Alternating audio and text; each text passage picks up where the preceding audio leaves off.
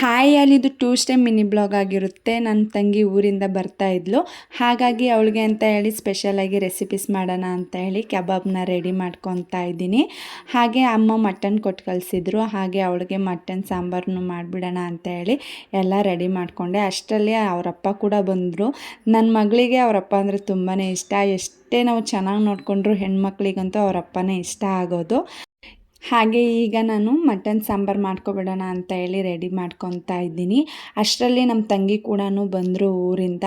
Night ಆಗಿತ್ತು ಅವ್ರು ಬರೋ ಅಷ್ಟರಲ್ಲಿ. ಹಾಗೆ ನನ್ನ ತಮ್ಮ, ನನ್ನ ತಂಗಿ, ಆಮೇಲೆ ತಂಗಿ ಮಗಳು ಎಲ್ಲರೂ ಬಂದಿದ್ದರು. ಅಷ್ಟು ಅಡುಗೆ ಕೆಲಸ ಎಲ್ಲ ಮುಗಿಸ್ಕೊಂಡು ಅವ್ರ ಜೊತೆ ಟೈಮ್ ಸ್ಪೆಂಡ್ ಮಾಡೋಣ ಅಂತ ಹೇಳಿ ಅಡುಗೆ ಕೆಲಸ ಎಲ್ಲ ಮುಗಿಸ್ಕೊಂಡೆ. ಅಡುಗೆ ಮಾಡೋ ಗಡಿಬಿಡಿಯಲ್ಲಿ ಮಕ್ಕಳ ಕಡೆ ಗಮನನೇ ಕೊಟ್ಟಿರಲಿಲ್ಲ. ಅವರಿಗೆ ಅಂತ ಸರಿ ಮಾಡಿಬಿಟ್ಟು ಫಸ್ಟ್ ಮಕ್ಕಳಿಗೆ ಸರಿ ತಿನ್ನಿಸ್ಬಿಡೋಣ ಅಂತ ಹೇಳಿ ಸರಿ ಮಾಡಿಕೊಂಡು ತಿನ್ನಿಸ್ತಾ ಇದ್ದೀನಿ. ಅವಳಿಗೆ ಸರಿ ತಿನ್ನಿಸೋದೇ ದೊಡ್ಡ ಟಾಸ್ಕ್ ಆಗಿಬಿಡುತ್ತೆ. ಊಟ ಮಾಡೋಕ್ಕೆ ಸ್ವಲ್ಪ ಆ ಕಡೆ ಈ ಕಡೆ ಇದು ಮಾಡ್ತಾಳೆ, ತಿನ್ನೋಲ್ಲ, ಆಟ ಮಾಡ್ತಾಳೆ. ಅವಳಿಗೆ ಓಡಾಡ್ಸ್ಕೊಂಡು ತಿನ್ನಿಸೋದಷ್ಟರಲ್ಲಿ ಸಾಕಾಗ್ಬಿಡುತ್ತೆ. ಅಷ್ಟರಲ್ಲಿ ನಮ್ಮ ಮನೆಯವರು ಕೂಡ ಕಬಾಬ್ ಬಿಡ್ತಾ ಇದ್ದಾರೆ ಅವರೇ. ಹಾಗೆ ಈಗ ಊಟಕ್ಕೆ ಬಡಿಸ್ಬಿಡೋಣ ಅಂತ ಹೇಳಿ ಊಟ ಎಲ್ಲ ರೆಡಿ ಮಾಡಿಕೊಂಡೆ. ಅವ್ರಿಗೂ ಊಟಕ್ಕೆ ಇಕ್ಬಿಟ್ಟು ಆಮೇಲೆ ನಾವು ತಿನ್ನೋಣ ಅಂತ ಹೇಳಿ ಎಲ್ಲರೂ ಸೇರಿ ಜೊತೆಗೆ ತಿನ್ನೋದು ತುಂಬಾ ಚೆನ್ನಾಗಿರುತ್ತೆ ಅಲ್ವಾ. ಫ್ಯಾಮಿಲೀಸ್ ಎಲ್ಲ ಬಂದರೆ ನಮ್ಮ ಮನೇಲಿ ರಿಲೇಟಿವ್ಸ್ ಎಲ್ಲ ಬರೋದು ತುಂಬಾ ಕಡಿಮೆ.